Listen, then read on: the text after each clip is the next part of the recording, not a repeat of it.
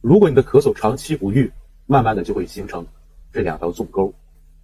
如果再长期不愈的话，那么就会形成这种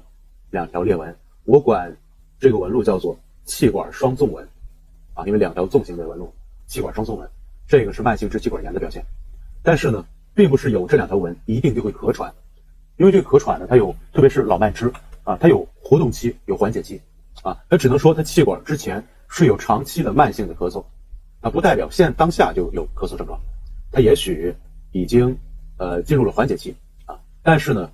可以说它是容易咳嗽的。如果感冒之后很容易发生咳嗽，如果发生咳嗽之后呢，还不容易痊愈啊，这是个慢支的表现。本课程是由 AQTCM School 中医针灸学校潘世南医师团队推出推广。扫这个2维码进入我们的网站了解更多。如果想参加我们的课程，可以联系我们的邮箱 info@aqtcmschool.com 或是微信潘世南01。